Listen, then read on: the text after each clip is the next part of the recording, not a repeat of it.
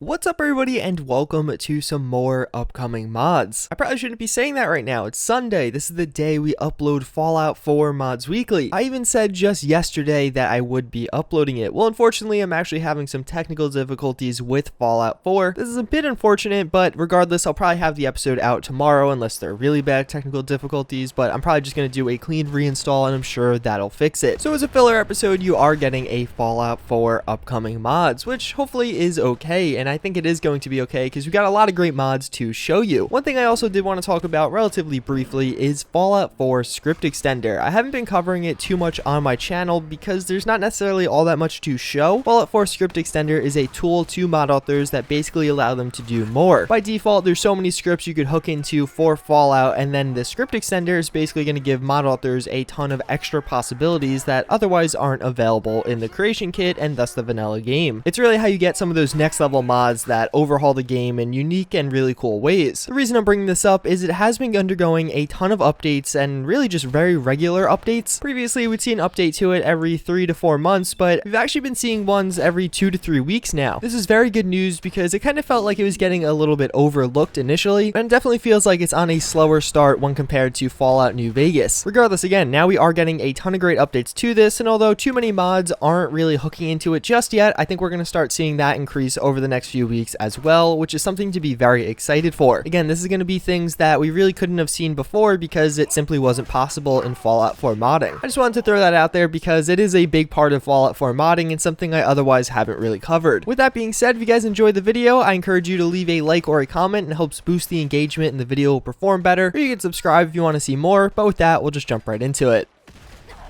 So up first, we have some Caesar's Legion armor by Taco Duck. This is going to add in, well, it's pretty self-explanatory, the armor we did see in Fallout New Vegas from Caesar's Legion, or Kaiser, however you want to pronounce it. As you can see, it does look pretty true to life. It actually feels totally like a recreation of that armor in Fallout 4. He's reusing some of the assets from the game as he does with many of his armors, meaning they're pretty lightweight and easy to use, and honestly, I think this one, despite again using those assets, does look really good. If you think back or even look at the picture of some of the old Caesar's Legion armor, I gotta say this just looks exactly like it, just more or less a Fallout 4 recreation of it. Again, very high quality, very good work by Taco Duck, and I'm always happy to see more Fallout New Vegas content making its way into Fallout 4.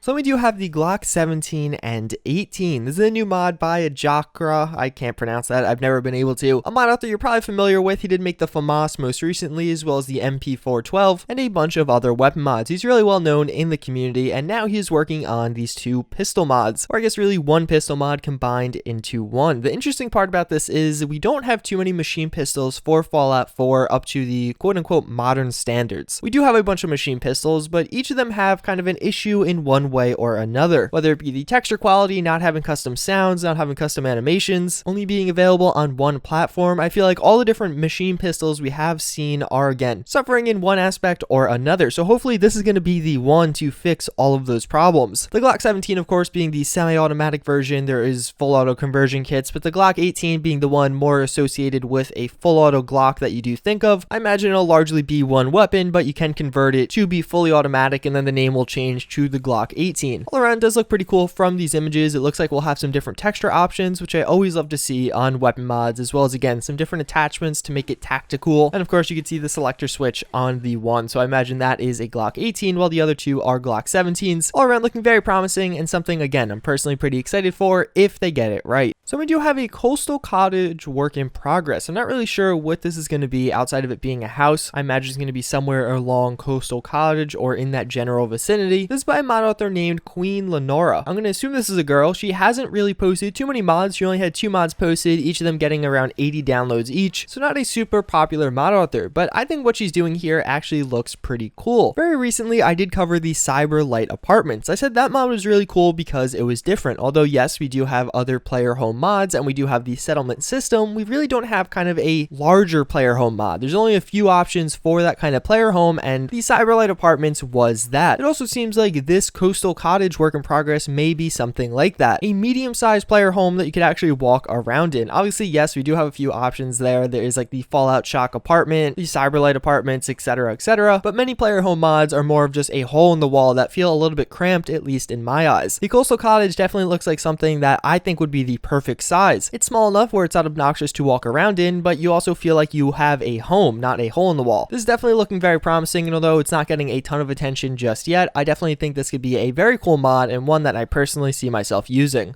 So we do have Canteens of the Commonwealth. This is a mod aiming to add in a bunch of different colored and styled canteens for you to carry around and hopefully use. It's a pretty simple mod. I imagine those will be integrated into the level list. You'll find them on different enemies, but I think this would be pretty cool again if you could actually put water in them as a refillable kind of cup. That would make a ton of sense in survival mode, and I think that would be a way for this mod to get a lot more downloads than otherwise just some aesthetic thing you could place around or find on enemies. Even if it's a one-time use, that'd be cool, but I think again it would be much cooler if you could refill these, and I don't really think we have too many mods that you could do that with. I know the coffee mod by Eleonora is another really cool kind of drink mod, but I think this one would also be pretty cool and up there in that category. So last but not least, we have a 1 year on the road update from Fallout Cascadia. This is one of those big mods for Fallout 4, aiming to add in Seattle with its own storyline and questline, armors, items, the whole 9 yards. I've done a ton of coverage on this mod, and now we have reached the 1 year point, so they're giving us a kind of 1 year down the road update and just where they are right now. And I gotta say, this trailer looks very cool. I'm gonna have a link down below. It's on their YouTube channel. Definitely check it out. These guys put a lot of work and time and effort into these trailers, and I think it definitely shows. The music, the scenery, the atmosphere they create with these videos definitely just sucks me in and gets me very excited and hyped for this mod. This trailer, I think more so than any of the other ones, really shows us some great landscapes and what looks like completed locations. If you actually look around, many of these seem like they are just missing NPCs, but everything else is placed down. They look like areas you could totally walk through and explore and loot and do all that cool stuff. I feel like although in some of the other trailers we had parts of these, it didn't seem so complete as with this one. It's definitely getting me very excited for it, and actually towards the end of the trailer, it seems like they start to tell us a bit about the story that's going to be going on in Fallout Cascadia. This is something we haven't seen too much of at all, and basically what the person does say is the wall was originally built to keep enemies out, but now we are trapped inside. So it seems like maybe you could be following some people that are trapped inside some kind of settlement that maybe the person in power is holding them in and saying, no, you can't go outside now. Similar to what we saw in Fallout 3. All around, definitely something I'm very excited for. These guys, again, have been doing great work. Definitely check out their channel and all that. But with that, I'm going to pretty much wrap up this video. Let me know in the comments down below, what mod are you most excited for? I feel like we really had a great combination of mods this week. I really hope the Glock 18 or Glock 17 is done well. I would love to have a great machine pistol. I really do feel like that's something we don't have great options for right now. As always, again, thank you guys for watching. Let me know what of these was your favorite, and I hope to see you all next time. Later.